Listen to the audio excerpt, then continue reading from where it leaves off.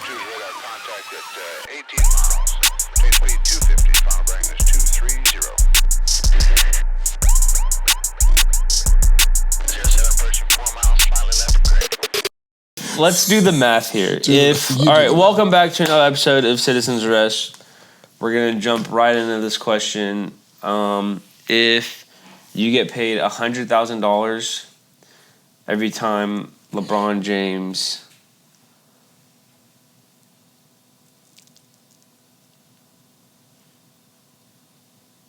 enters you, $100,000 right there. So one pump, $100,000. Two pumps, $200,000. Three pumps, $300,000.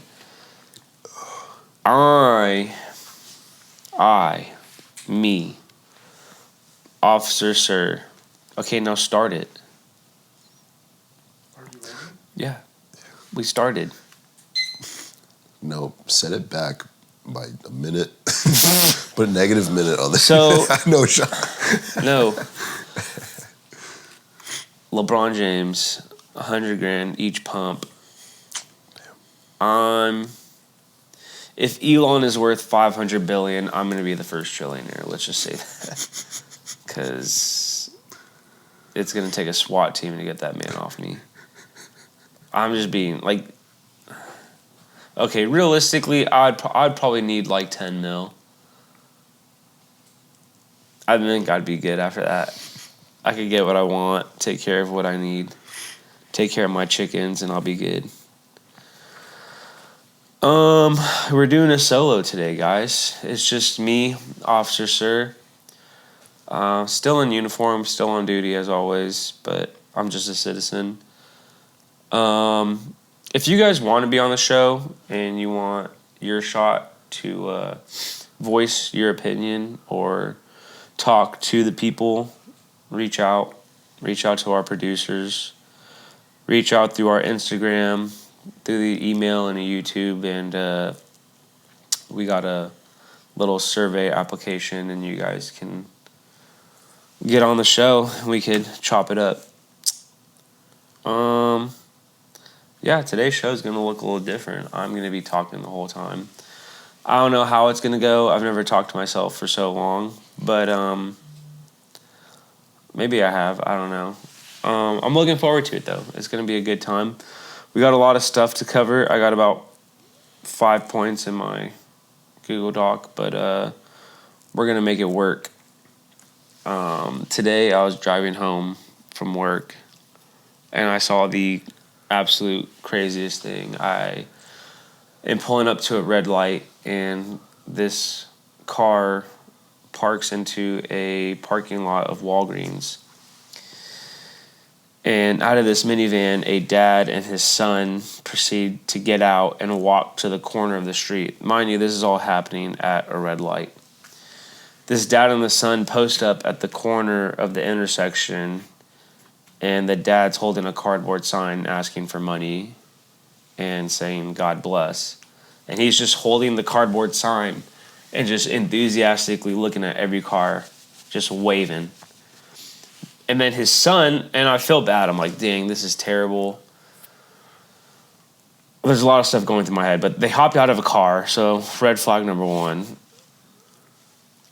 But he's got this 10-year-old, maybe 11-year-old son, and the son's got 2 coats on. Tennessee, middle of winter, it's pretty cold. And the dad's just got his sign, and the son's just kind of awkwardly just like standing there. Dad's enthusiastically waving. Red flag number 2 is this kid's fat.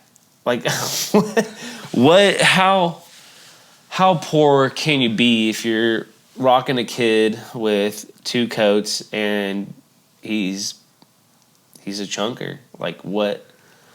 He's eating something. I don't know if he's going to school and stealing kids' food, but I just don't know how poor you can be.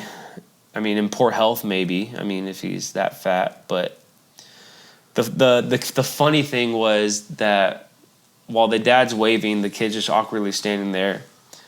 This is all happening at a red light. The dad like looks over at his son just standing there, and the dad like nudges the kid, and he's like, "Hey, you need a wave too." And the dad's just like, And the kid just like starts looking at cars and he's just like waving. I'm like, dude, what what is going on in this country right now? Like you got non-homeless dads and sons on the street corner trying to wave down cars for some spare change. Like, you have a car, drive DoorDash, take your fat kid with you. You can eat some of the fries in the back. That's, oh man.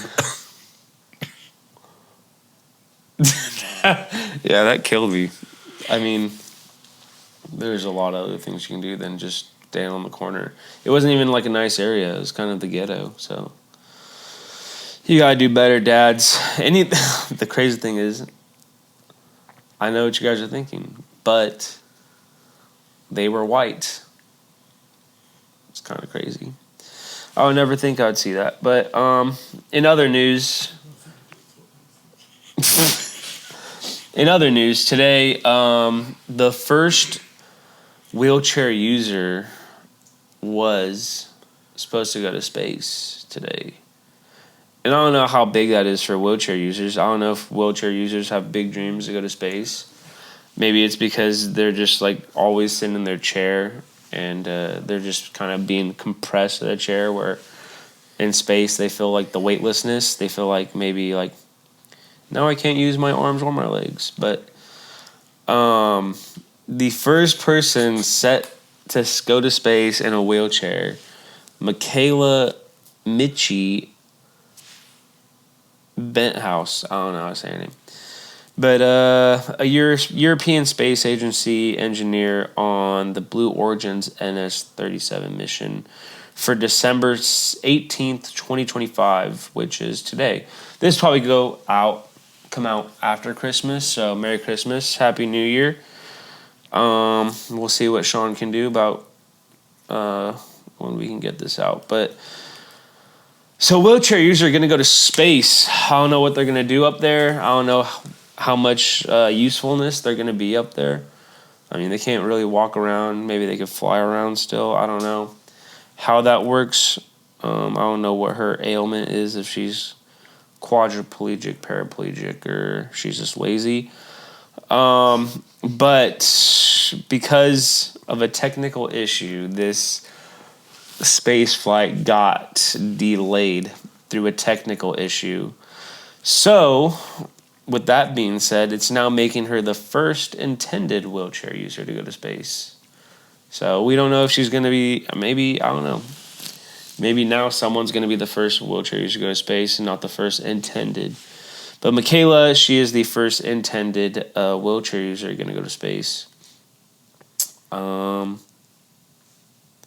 Yeah, I mean, okay, here we go. So a little bit of background about Michaela.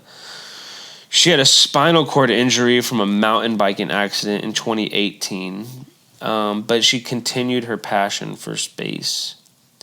Her flight was going to be a landmark moment for disability inclusion in space tourism, building on efforts by groups like Astro Access. I don't know, disability inclusion in space tourism. I think Katy Perry looking at that flower and that space rocket would give her a run for her money, because she looked pretty disabled to me, if you know what I mean. Retard.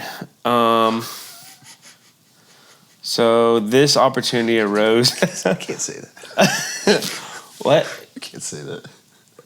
You can't say retard. Can't say retard. Why? Bring back retard. That's retarded. 2026. 2026. We're gonna, you know what? I support inclusion of all disabilities, gay, trans. We're gonna include you in the jokes. That's the whole point of jokes, is I don't mean what I say. I just say what I say. And what I mean, what I say, is what I say and what I mean. That's what I'm saying. That's what we're saying. So let's not be retarded, and let's not be gay about it. Let's just be cool. In this case, Michaela was being lame. and by dictionary, lame means she can't move her legs. But anyways, dang it, a spinal cord injury. Fun fact. I don't know if I should say the place, but back in California, I worked for a paralysis recovery center where we specialized in spinal cord injuries. Met a lot of cool people. Professional horse jockeys, a lot of motocross accidents, dirt bike accidents. Well, I guess that's motocross. A lot of automobile accidents. People diving headfirst into pools, not knowing it was a shallow end. Just some crazy stories, but also the coolest people, some of the humblest people. So, spinal cord injuries have a near and dear place in my heart. So, I hope, Michaela, if it's your dream to go to space, I hope you get there. And I hope you get to feel the weightlessness. Well, I guess you won't feel anything in your legs, but I hope you get to feel amazing in space. So, yeah. I wonder how that works. Like, I don't know, does blood go to her legs? Or does it just... I mean, I would think so. If there was no blood flow to her legs, I guess they would just... and they'd have to be amputated. Yeah, it's true. So I guess blood's still pumping in her legs. She got no muscle contraction in those legs. Well, speaking of Christmas, I'm very excited for Christmas this year. For multiple reasons. I think that Christmas is the best holiday. I know some people will disagree. I love Christmas. I think it means time with family. I think it means being able to give gifts. I think it's a season of gratitude. But mainly it's really just being able to spend time with family and with the nephews and being able to give them gifts. But in other news for Christmas Day, a movie that I'm very excited about, Marty Supreme. Yes. Marty Supreme looks like a great movie. Timothy Chalamet starring in it. I mean, it's based on a real-life 1950s American ping-pong hustler. I mean, I don't know what sounds more BA than a ping-pong hustler in the 1950s. Yeah, I mean, I've seen the trailers. It looks very good. I love Timothy, and one of my favorite artists being Tyler, the Creator. He's also I don't think this is acting debut, but I think he's gonna play a pretty good role in it. Like, I love everything that Tyler does. Pretty much, I wouldn't call myself a certified meat writer, but I would definitely. I'm a big fan of his. You know, I've told 2 people now that it's about tennis. You're lying. I was an accident. Like, I was just excited about the movie, and I was like, "Oh, it's about Timothy Chalamet. He's like a tennis guy." table tennis. I know. You just left out a I word. said tennis. I just left out a word. I guess. You were half right. I was. Thank you. I feel You a were also lot better. half stupid. but No, you're I half was. right. I was just excited. I was excited to talk about it. Yeah, I think it's gonna be sick. So like it's based off a real person. It's based off this guy named Marty Reisman, nicknamed the Needle, due to his slight build. So he had a thin build. He was a master of table tennis, hustled games, and won numerous titles, including U.S. Opens and British Opens. Who who knew that in 1950s that table tennis was like a big thing? Like a U.S. Open in the 1950s for ping pong is crazy. Right.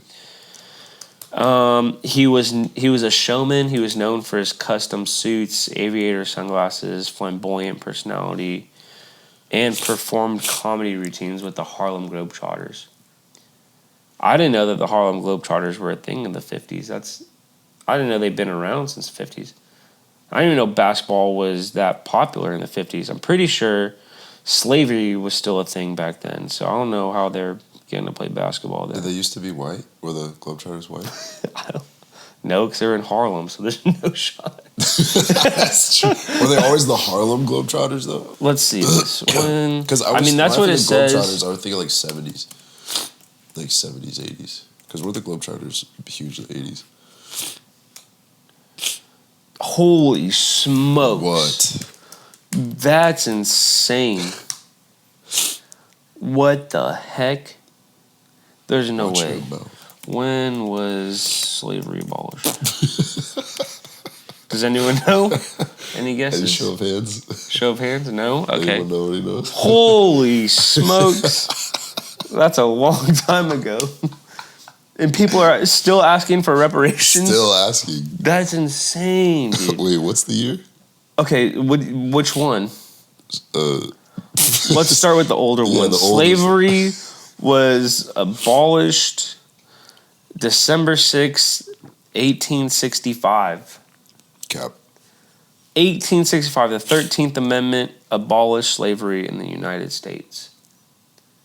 Not even 200 years. Is that like, That's a long time ago. that's a minute. That's a minute. That's at least, and I think like they're probably getting like, I mean, they usually get pregnant at like 16, so that's like, if you look generations, like that's 1865 to 2025. That's a lot of generations. Somebody did the math on that. But Who's got a calculator? okay, so 1865, the Harlem Globetrotters were founded 1866. 1926. The 20s. Yo, no way. The 20s. They were, 60 years later. has there ever been a white member of the Harlem Globetrotters? I don't think It's so. always black guys, right? Harlem Globetrotters first ever road game in 1927. That's crazy. Let's see. Were any of them like pro ballers though? I mean, they probably could have been. Right? I mean, they 'Cause- aren't pro ballers. Well, no, they're Globetrotters. They just played like they just do They tricks. still play. They do exhibition yeah, but do games. they like? Yeah. But do they like play well? If you put the Globetrotters up against like the Chicago Bulls in like 1989, who's gonna win? Yes, there have been white players on the Harlem Globetrotters. Dude, I fucking Most knew it. notably, Bob Karstens, the first white player under contract, 1942 to 1943. It's a big deal. Founder. Wow.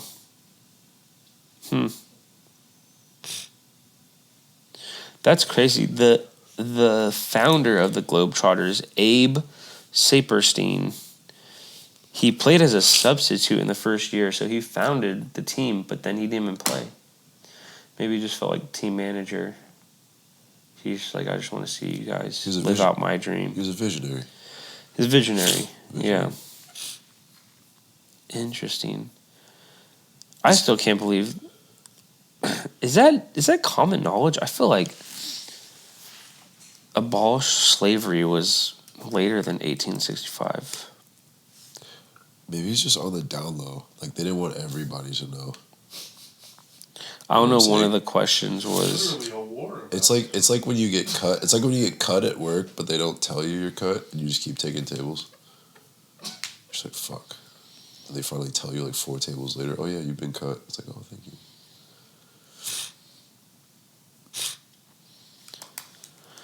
This is very interesting. interesting. Interesting. Some AI question is, what year did racism end? Not Applicable. N.A. That's funny. Just speaking of that, like that's crazy that got brought up. But I saw a video on TikTok today of this. There's a fund going on in San Francisco it's a city fund that money goes into the government that pays the black community for reparations from slavery. San Francisco. San Francisco. I mean, where else would it be? I mean, that's Right. of course it's San Francisco, but it's not like a done deal. But they're getting ready to start putting money into this fund to start paying black people for reparations from slavery. Because, dude, I heard the craziest quote from this guy about he's like, my grandpa hands, I touched my grandpa's hands, and my grandpa touched my great grandpa's hands, who touched the cotton, and now my hands are in generational debt because they didn't get the opportunity to make a name for themselves. So now I need to be paid for it. And I was like, that's insane. That is wild. So, like, taxpayers have to pay this money. Like, I saw, like, a comment that was like, so people who didn't own slaves have to pay the people who weren't a part of slavery. Right. Like, it makes no sense whatsoever. So based on the class you were born into, like you're automatically just obligated to pay. Yeah. It's crazy. That is crazy. Like, I don't know. On paper, it's like, okay, sure. Fun fact, my mom was alive when the last person widely recognized as a former slave died. It was October 15th, 1971. Was the last person? Yeah, it was the last person recognized as a slave died. This is a black slave? Because there's still slavery, like, in China and India. No, U.S. Like the last known person born into American slavery died in 1940, but the last person widely recognized as a former slave died in Mississippi on October 15th, 1971. Holy smokes, this is insane. Okay, San Francisco has voted to establish a reparations fund for black residents following a city's committee ambitious proposals, including potential $5 million lump sum payments and other aid for descendants of slavery and those harmed by systemic racism. While a fund is now approved, actual cash payments and programs depend on future city budget allocations and specific criteria, making San Francisco a leader in formalizing reparations, though no funds are distributed yet as of late 2025. The key proposal and actions are fund created. The San Francisco Board of Supervisors approved creating a fund to receive money for reparations, a major first step, says Supervisor Shaman Walton. Major recommendations: a $5 million one-time payment to eligible black adults. $5 million payment, one-time payment to black adults.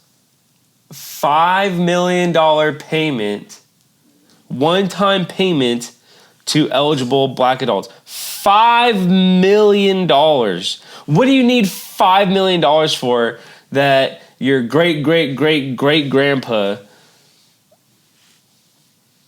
was in the fields? How does that affect you in your... Never mind. We'll stop. No, $5 million is bonkers. Guarantee... Dude, this is... No. That's not like the pot. See, this is... That's for individuals. That's individuals. How do you qualify? You Yeah, the eligibility is the. How I don't know how you prove you I'll being a do it. descendant of a slave. I'll figure it out. Go I'll move to move San Francisco for a I'll figure year. that shit out. I'm a black resident. Yes. I'll who- do everything I can possibly do to make that cut. You'll spend $5 million living there for a year. Yeah, no, true. No, bro, but If you don't take the $5 million one-time payment, guaranteed annual income of $97,000 for 250 years. You don't live 250 years. Why do you need a guaranteed annual income of $97,000 for 250 years? I don't know, man. $97,000 a year. I could probably live a long those, time. so that's how they do it. It's like the This is like the whole, like- give you a little bit. Probably not. Oh my god. It's like what Is it taxed? So here, the next point on my list: debt and tax relief, down payment assistance. So if your $5 million one-time payment doesn't help you get out of debt and give you the tax relief, we'll also give you a down payment assistance for maybe, I don't know, a mansion, your trap house, whatever you want to use it for. I don't know. It's probably, if you aren't eligible for the payment, there's other programs like. Well, here you go. On the next point, affordable housing, including homes for $1. Homes for $1. What are we doing? I identify as an African American. Okay? And I can say it, and I have said it before, so I basically am one. We are canceled. Yeah. It's over. I didn't say it. Never You airing. can though, since you're All right, we'll cut that sentence out. In the last point, I don't even know what this means. An Afrocentric K through 12 school and curriculum. I don't think I need to look this up. I can probably guess what Afrocentric means. That shit up. Yep. Focusing or influenced by Africa or cultures of African origin. But like, what if you got some Jamaican kids in there? They're black. I don't know. They're How do you black. where It's like, what's yo. the where do you draw the line? Where does it stop? Okay, here we go. Eligibility criteria.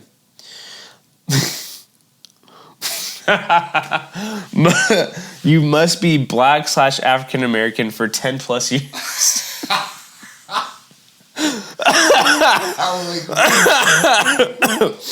You must you can't, if you've been black for 9 years, you can't, doesn't apply to you. When does it start? You You prove you how long you've been you must meet the age requirements. black. Okay. You must have connections to historical harms like displacement by urban renewal, like in the 1950s to 70s, the war on drugs, or be a descendant of a U.S. enslaved people before that year, 1865, that we had talked previously about. Whew. But it all traces back.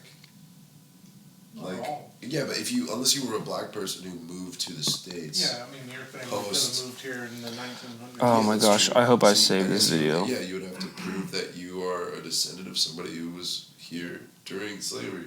But it's like, You would also have to prove it. yeah. You can't just be like, I'm black. I did say the video. Okay.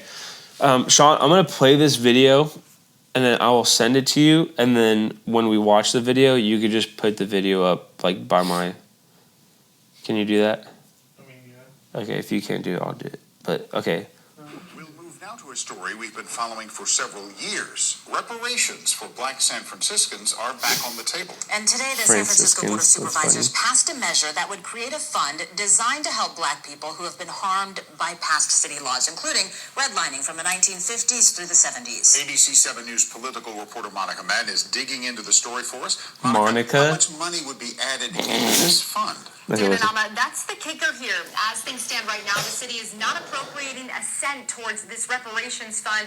That might have made it easier to get the board's full support when the city is in a financial deficit. But supporters say, at the least, this sets up the framework for actual funding in the future.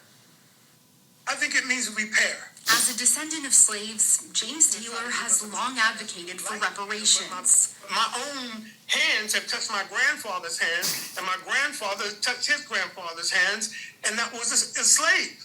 So think about how recent that is, and how economically the empty hands of my grandfather left me with nothing, because the empty hand of his grandfather, who started in slavery, left him nothing. Taylor says he's pleased San Francisco is revisiting the issue after the city rejected a controversial proposal to pay a lump sum of $5 million to qualifying black residents in 2023. This most certainly is different than asking the city to pony up dollars to support reparations recommendations. Supervisor Shaman Walton's ordinance merely sets up the fund to receive money either appropriated by the city or privately donated. It's going to take some time. We got to build a pot, and then, of course, come up with the criteria in terms of how we're going to prioritize what recommendations we address first. But this is a major first step. Some of the city's previous recommendations for black reparations range from assistance with down payments for buying a house, improved access to education, and cash payments. Redlining, making us pay taxes for education where our children couldn't go to those certain schools, pushing us out, gentrification. There's so many things that have been done to us systemically, and we have seen populations, we have seen races, we have seen ethnicities receive reparations. But we have not seen that for the black population. If funded, San Francisco would be one of the first major U.S. cities to actively offer reparations for black residents. So who would be eligible? Black San Franciscans who can prove that they were harmed by past discriminatory city policies or prove lineage tied to slavery in the U.S. could tap into this fund once there's money. And worth noting, though, part of the pushback in the past was the cost, with San Francisco's repeated budget shortfall in recent years. We'll move. Interesting. Dude, I have so much to say. That's Because it's like, are you basing it off of? Okay, I'm half black, half white, right? So like, would I even qualify? Because the first of my white side of the family to move to America, they moved to America to make something of themselves, and they did. Like, they started this shit. They said, I'm gonna do a crazy thing. I'm gonna move to this place I've heard of. I'm gonna figure it out. And I'm named after him, which is wild. But then also the black side of my family, they are all farmers. They were like, we understand oppression. We've lived through it, but it's not gonna stop us from building something. Just because I wasn't given something from my prior slave ancestors doesn't mean I can't make something of myself now. well, yeah. I mean, I think that's the victim mindset where, like, James Taylor, whatever that guy's name was, is like, I touched my grandfather's hands. My grandfather touched his grandfather's hands, who was a slave and left nothing for him.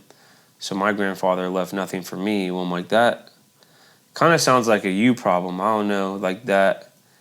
Just because 4 generations later, before you, was a slave, like, yeah, that's a terrible thing. That's an awful thing. I'd never think slavery is a good thing. But, like, you're living in a time where you could have done something for yourself. Like, you could have, like, to be asking for a handout is kind of crazy at this point. Like, $97,000 a year handout. yeah. For 250 years, which makes no sense. My thing is, nobody's going to be able to prove eligibility. It was 200 years ago. I don't know anything about my family from 200 years You'd ago. have to spend so much money to figure out your Yeah. lineage all the way down to. Like Also, slaves didn't have birth records and stuff, or they had shoddy birth records. Yeah. So trying to prove any kind of family. yeah, lineage cause would be them difficult. girls were getting pregnant by their masters. The masters. On that note, Bye, Sean. I mean, I think they did say one good point of like people like in the 1950s or 70s that were like redlined. Like, Oh yeah. if you pay taxes to public education, then your kids didn't have access to those schools. Like, that's wrong. Redlining was legit. Yes. That was fun. Or like, I mean, even in the sense of like gentrification of like being pushed out of neighborhoods or I don't know, land being taken or something like that. Like I think that could be a I don't know what the word is. I mean, also It's a problem. There's evidence of, authorities pumping drugs into communities like that. Yeah. Oh yeah. So that they can get arrested and tried Yeah. and harmed, and it's like Or pushed into like these affordable housing. exactly. So like, yeah, it's fucked up, but it's like, I don't think it's five. How much? What did you say? How much? $5 million. $5 million worth. It's like, bro. And that's another thing is like they're like, well, we don't care where it comes from, whether it's city funded or privately funded. It's like, I'm sorry, you got a lot of West Coast rappers worth a lot of money who aren't. If you really want reparations or you really want, the black community to thrive, like your boy's wearing a $2 million chain on his neck. Like, I don't know. Maybe help yourself out there. I don't know. But speaking of the black community, today, actually, Trump is signing an executive order for fast-tracking the reclassification of marijuana. Do you see that? No. So, basically, what that means it gives the approval for the FDA to study its medicinal uses. So it would take it from I believe, a class 1 drug to a class 3, giving it more easier access to, where like probably like somewhere like Tennessee, we're still not going to get it legally, but it's going to open the door for more medicinal uses. So like back in the heyday when California and like Colorado were the first places where like kids were getting like their cannabis cards and you can go to a dispensary and you can go buy weed, where now you can just do it freely, where like now in the state of Tennessee, like you might see some dispensaries, and if you get your little fake cannabis card, you can go buy weed. Real weed, not the fake kind, not the Delta 8s or Delta 9s or whatever.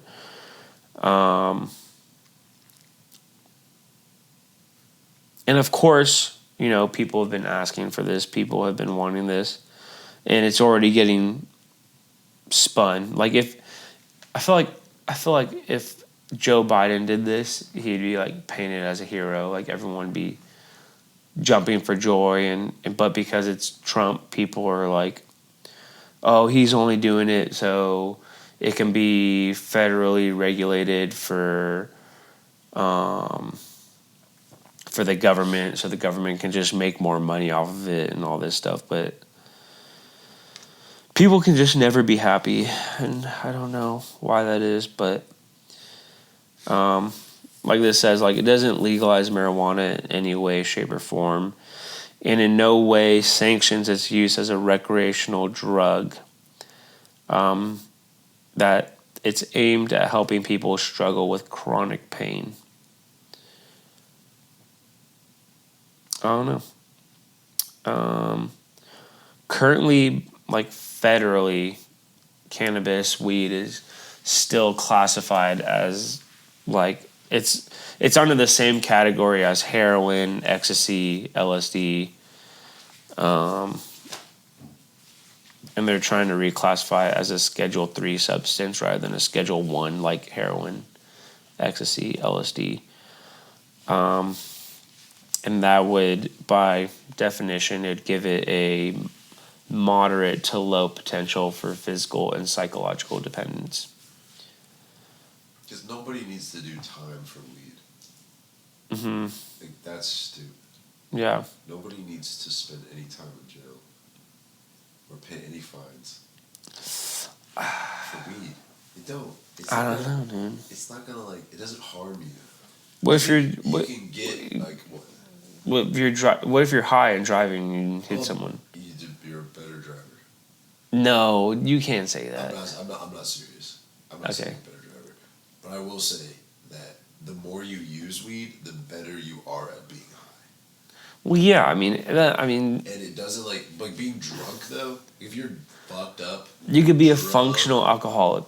I guess so. I've seen it before. You could be a function. Not me myself, but I've seen it before.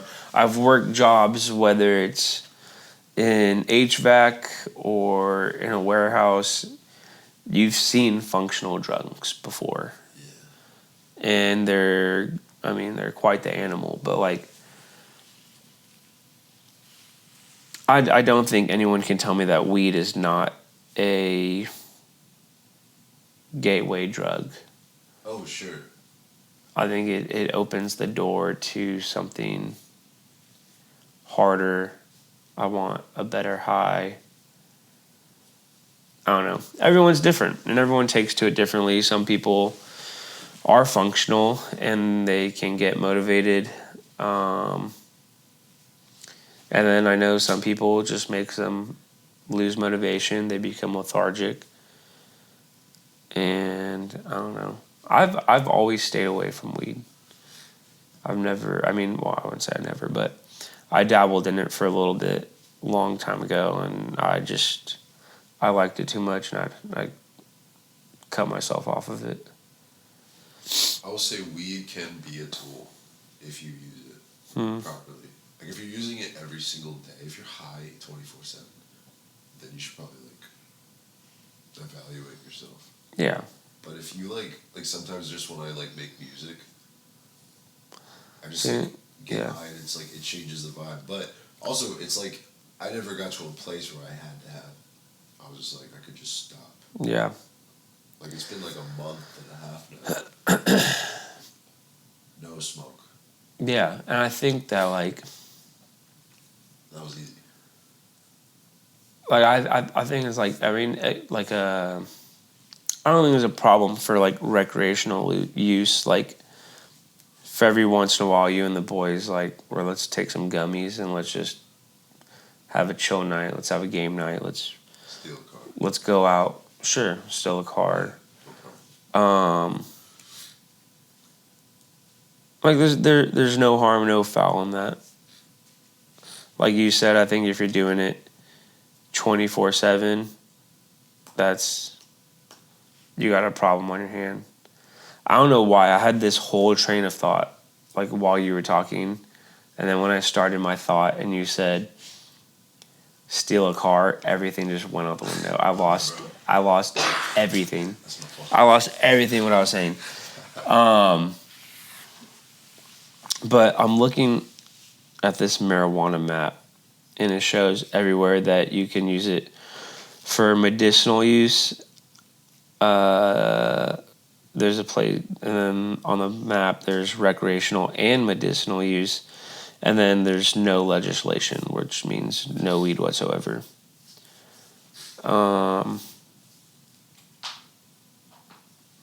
Basically the whole West Coast is all recreational and medicinal, like Washington, Oregon, California, Arizona, Nevada, New Mexico, Colorado, Montana.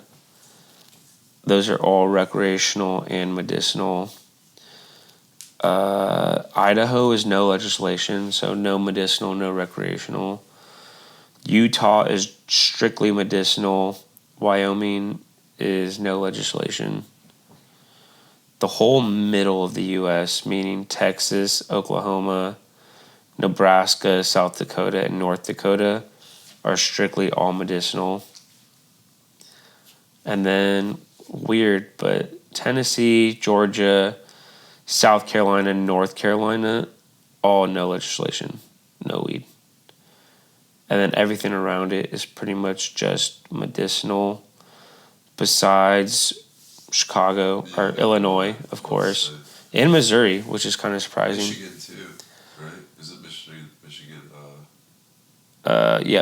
Michigan's recreational, medicinal.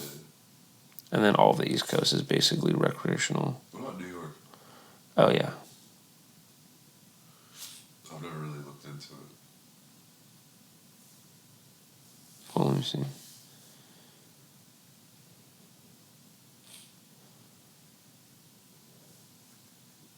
Yeah, New York is recreational, medicinal.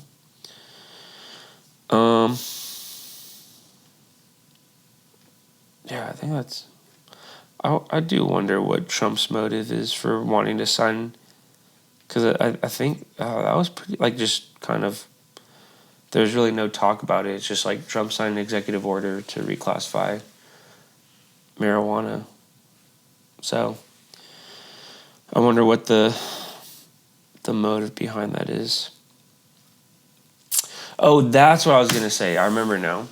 That someone like you who produces music and kind of is in that creative mind space where, like, myself, like, yeah, I do the podcast and some content stuff, but also work, like, a full-time job. Like, I don't think marijuana is, I don't know, like, I think it, like, as a tool, if, like, you're making music, like, yeah, it's going to give you that kind of creative space where, you know, you might get in your own head where getting high might help you in a sense of just letting go. I don't know. But, dang, 45 minutes flew by. Yeah, fast. That was really fast. Let's see, what do I want to talk about? There's two things that I want to talk about. I don't know why, but I was just thinking of stuff that I want to talk about. And we'll finish on these last two things. There's a trend going around of talking about Frank Ocean versus other rappers. And then I was thinking about Frank Ocean's discography. It's not that impressive. Frank Ocean, I mean, he dropped whatever that Orange album was. Orange. And then he dropped Blonde. And then that was it. He never dropped again. And then people were like putting him up against Drake, putting him up against Kendrick, putting him against Tyler, the Creator, where Frank Ocean has some really good songs, but I just don't think that those songs can carry him into the talk of, like, legendary guys like Kendrick, Drake, and Tyler. He put out some singles after Blonde. Did he? Like, he put out,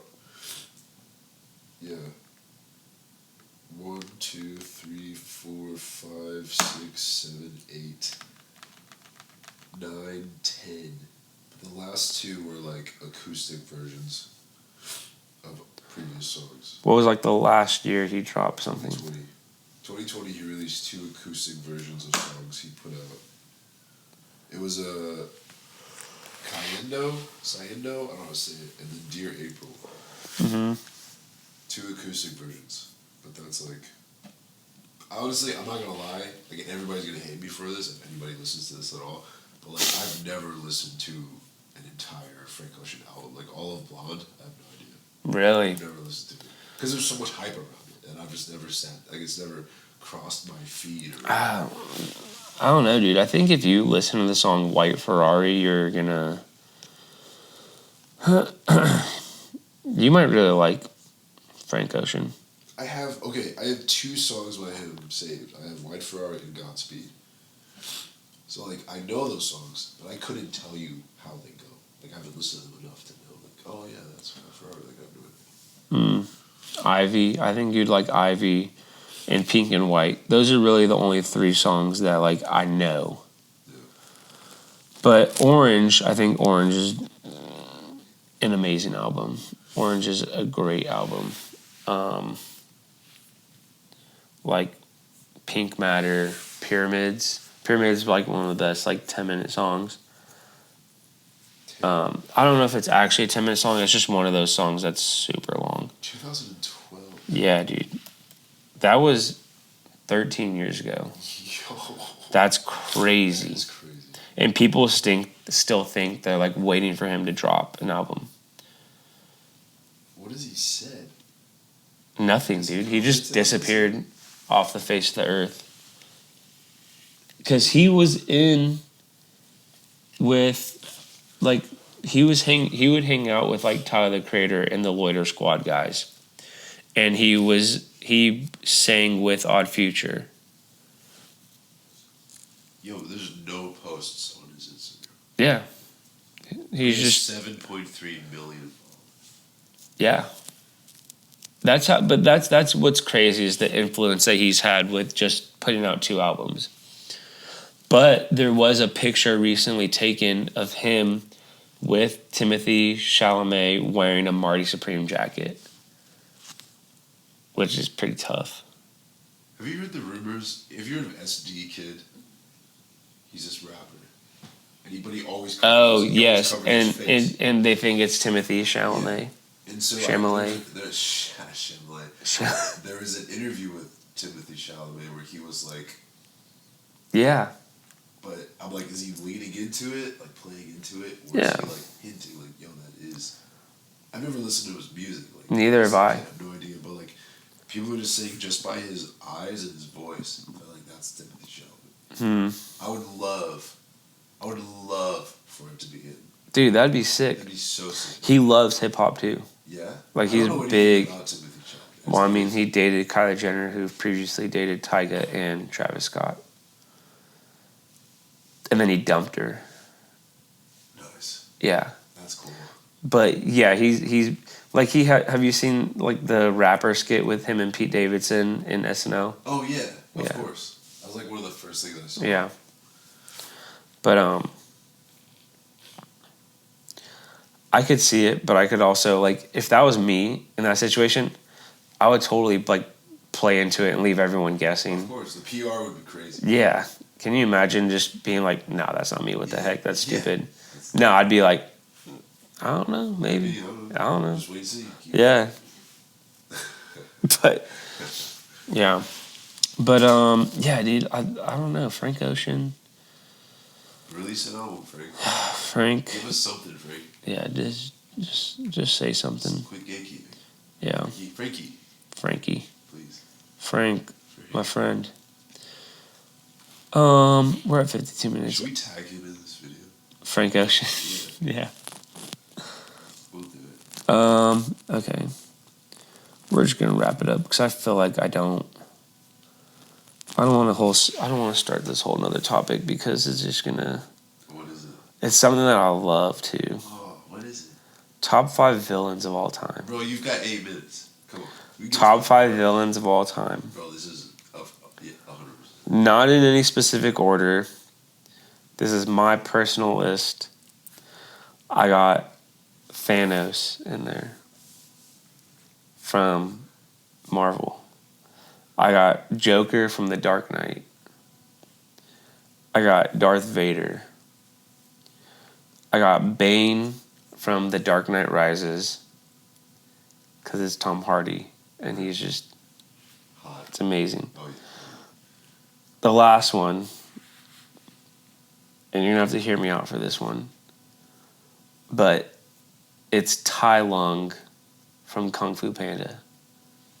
Dude, the way he escapes the chains, bro, Yeah. is The feather of a bird, he escapes a 1,000 guard prison with one prisoner with multiple levels and multiple booby traps to not let him get out. He's trained by Master Shifu, who's one of the top kung fu trainers in the world. And then he's told that he can't be the Dragon Warrior, so he crashes out, gets imprisoned for the rest of his life. He's in there for like 20 years. And then he comes back dropping some of the hardest quotes. let's hear one. So this is when he shows up to the temple to claim his dragon scroll. And he's crashing out on Shifu, and he says, "Who filled my head with dreams? Who drove me to train until my bones cracked?" And then he says, "Who denied me of my destiny?" And it was his master.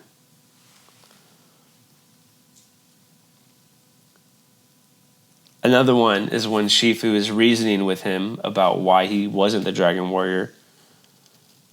And then Shifu basically says, like, "I didn't choose you to be the Dragon Warrior because of my weakness." And Tai Lung comes back and says, "I rotted through jail for 20 years because of your weakness." Oh, shit. That's crazy. Also, the fact that he, like, maintained his, like, Strength. his strength and his fury Yeah. and his, like, vindictiveness or whatever the word is throughout all the time being imprisoned. Yeah. And it just was, he was just as sharp, just as ready Yeah. when the ball dropped. Well, yeah, because he was waiting for that He was just moment. waiting for that He was waiting for the moment opportunity. the whole time. Like, his body was ready, his mind was ready. He's also, like, of course, sure, he's a cartoon character, whatever, but still, that's hard. Yeah. Another one said, he says, while he's fighting Shifu, he says, "Whatever I did to make you proud. Tell me how proud you are. Tell me." Because he did. Oh my Like, God. Tai Lung showed up at the temple just as a cub Yeah. with no parents, no nothing. Shifu brought him in, taught him kung fu his whole life, and just raised him up to be this insane warrior. And then, again, when Tai Lung shows up to the temple fighting Shifu, he tells him, "You knew I was a dragon warrior. You always knew, but when Oogway said otherwise, what did you do? Nothing." So wait, why wasn't... Okay. Because Master Oogway, the turtle, Yes. saw darkness in Tai Lung. Because, I don't know if it was his aggression, because what, but he said he saw darkness in him, so he said he wasn't the Dragon But Warrior. Master Shifu trusted Oogway. enough And to no. deny Yeah. him. Because Oogway was Shifu's master. Yes. Bro, that's crazy. We could do an entire podcast on just this. Yeah. Oh, yeah. But also Poe, like, the only reason Poe defeated Tai Lung is because he had that, he learned that skill that, like, no other panda had. It was like that, he could, like, when he got it, he, like, held on, it was like kinetic energy. Yeah. If he got struck, he would just, like, bounce back with, like, 10 times the amount. He was fat. He was fat. So Like, he didn't- Tai Lung had those, like, nerve point things. Yeah, it didn't work. It didn't work on Poe because he was fat. Yeah, but Poe's like the Dragon Warrior because he's fat. It's not because he was Yeah, but fat. he's fat, but he defeated Tai Lung because he's fat. Poe also had just, like, a genuine love for Kung Fu. Right. But Tai Lung was a monster. He was he would have destroyed all of the other guys. The Tiger, Mantis. Oh, yeah. Well, he did. He took them on did. 5-on-1 and he everyone. destroyed But them then all. Poe was just like, well, I'm the Dragon Warrior. Yeah. Dude, this could be, like, you know what we should do? What? Like, you could do a whole podcast saying that Poe is the, like, true Dragon Warrior versus Tai Lung being the true Dragon Warrior. Yeah. Big denied it. You could literally just do that the whole time. Just two people arguing about it. That'd be so sick. Because, I don't know, like... But Tai Lung... Did he have a right to crash out about not being the Dragon Warrior? But he, like, if he truly valued, like, the training and the like, what would you call it? If he was, like, pure of heart, I guess, then he probably would have just accepted that, you know. He wasn't. But it's like he spent his whole life dedicated to becoming the Dragon Warrior. Yeah, exactly. And he's told. He was being told that. No, Yeah. because somebody sees darkness in you. So instead of accepting the darkness. But I don't know. Oogway's he's basically a wizard. Like, so if they did have Tai Lung become the Dragon Warrior, then like, who's to say he just doesn't start going into villages and start just destroying stuff, taking over villages, taking over countries, because he's the Dragon Warrior and can do whatever he wants. Which he was never really. He was never. But that's the thing, is like, he was never really like power hungry. He just wanted the Dragon Scroll. He just wanted to be the Dragon Warrior. So you don't know if he just wanted to be this super sick warrior for China, or if he was this power hungry, he was going to be the next Genghis Khan and just start taking people out. So,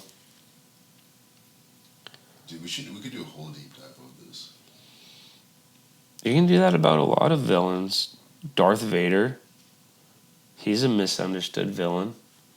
The whole lore behind Anakin Skywalker is insane.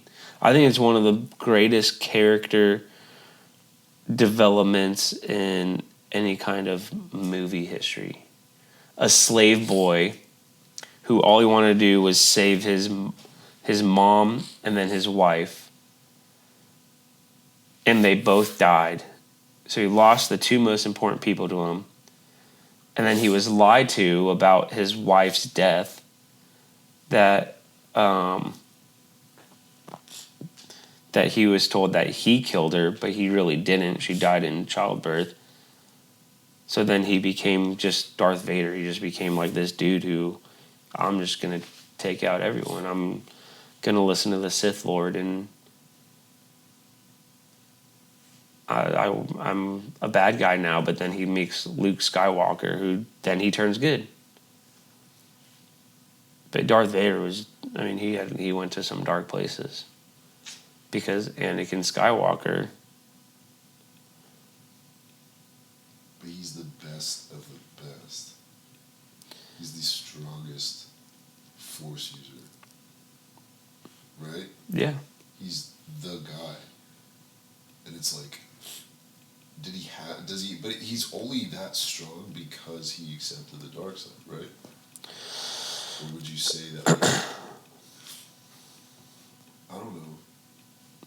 I'm not really a big Star Wars fan, but I love the idea of it. Dude, the scene where he walks outside and he just stops that ship from flying off just by doing this, no sweat, is insane to me. And also, I don't think Rey should have been allowed to be that strong so quickly. No, she shouldn't have. She shouldn't have been. That was crazy, because she did the same thing. Yeah, the last three movies were kind of a joke. Right. It's kind of a slap in the face. And then Finn is a Force user all of a sudden, too? Yeah, that doesn't make sense. That makes sense. But we also don't know anything about Finn's background. That's true. Wasn't he just a pilot? No, that's Poe. Yeah. It's also named Poe.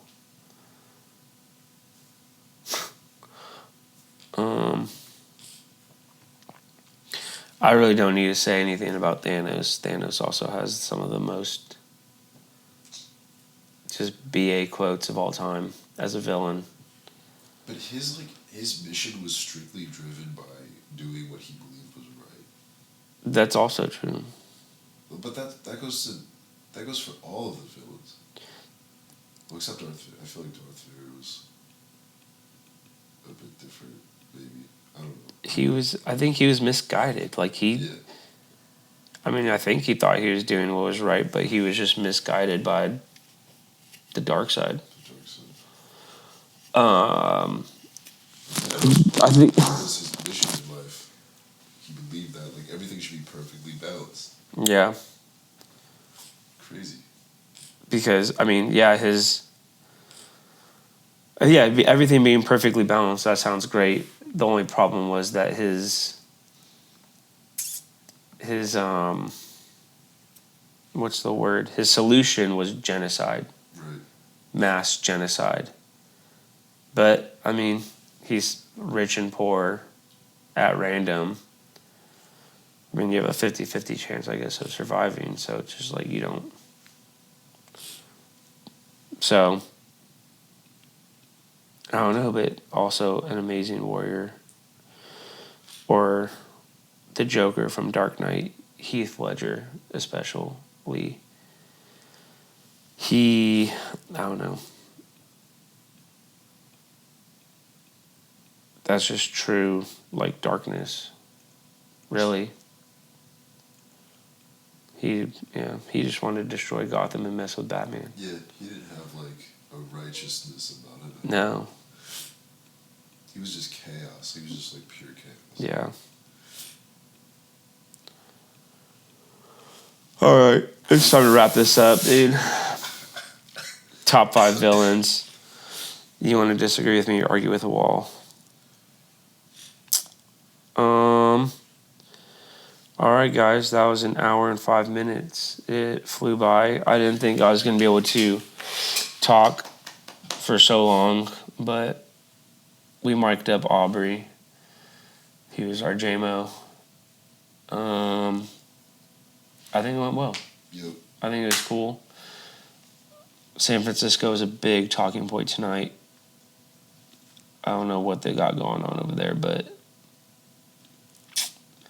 maybe they'll figure it out. But like I told you guys at the beginning, if you guys want to come on, be on the pod, reach out to one of us, fill out the application, and we'll get you on here. I hope you listened to it all and laughed as hard as we did. So, peace and good night.